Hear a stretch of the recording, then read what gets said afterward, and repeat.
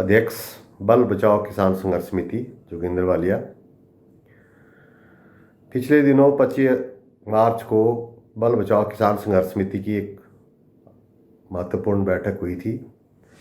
उसमें फैसला लिया गया था कि 12 अप्रैल को किसान अपने खेतों में काम करते हुए बल के अंदर प्रस्तावित एयरपोर्ट को के विरोध में प्रदर्शन करेंगे। अभी हाल ही में जो कोविड-19 के जो मामले बढ़ने के कारण समिति ने यह निर्णय लिया है कि समिति के जो पदाधिकारी हैं वो अपने गांव के अंदर उनके नेतृत्व में अपने गांव में खेतों में काम करते हुए विरोध प्रदर्शन दर्ज करवाएंगे, जिसमें मुख्यतः वो सुबह 11 बजे 12 अप्रैल को सुबह 11 बजे वो अपने खेतों के पास इकट्ठे होकर हाथ में पोस्टर लेकर वो उपजाऊ ज़मीन को बचाने हेतु वो प्रदर्शन करेंगे, जिसमें गांव कुम्मी में वो नंदलाल और भवानी सिंह की अध्यक्षता में लोग इकट्ठे होंगे। गांव जरलू में हरराम चौधरी की अध्यक्षता में लोग करेंगे। गांव टावा में प्रेम सैनी और श्यामलाल चौधरी जी की अध्यक्षता में।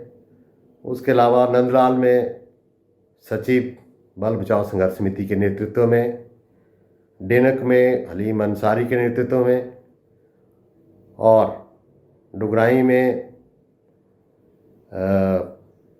चुनीलाल सकलानी, डाबण में हरदेव सैनी और डुगराई में के अलावा भौर गांव में जोगिंदर वालिया और गुरिया राम नायक की अध्यक्षता में विरोध प्रदर्शन आयोजित किए जाएंगे।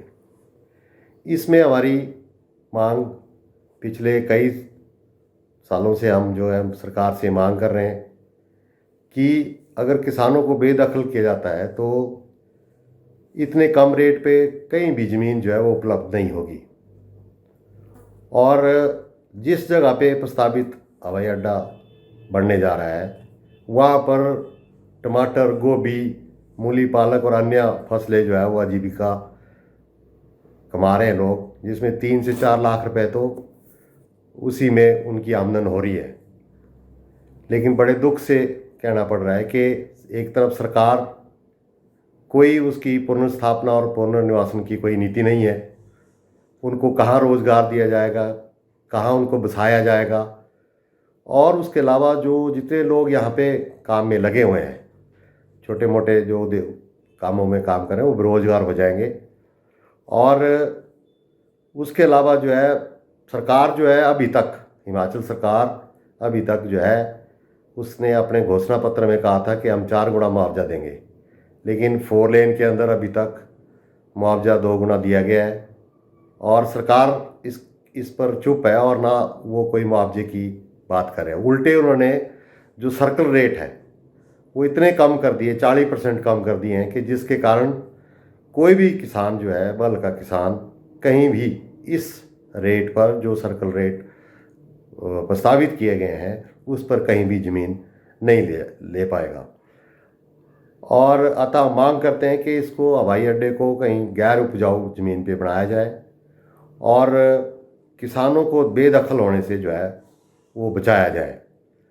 और किसान बहुत सहमे हुए हैं, डरे हुए हैं, और आने वाले दिनों में किसान कोई भी संघर्ष करने के लिए आगे आने के लिए तत्पर हैं। उसके लिए हिमाचल सरकार जिम्मेदार होगी।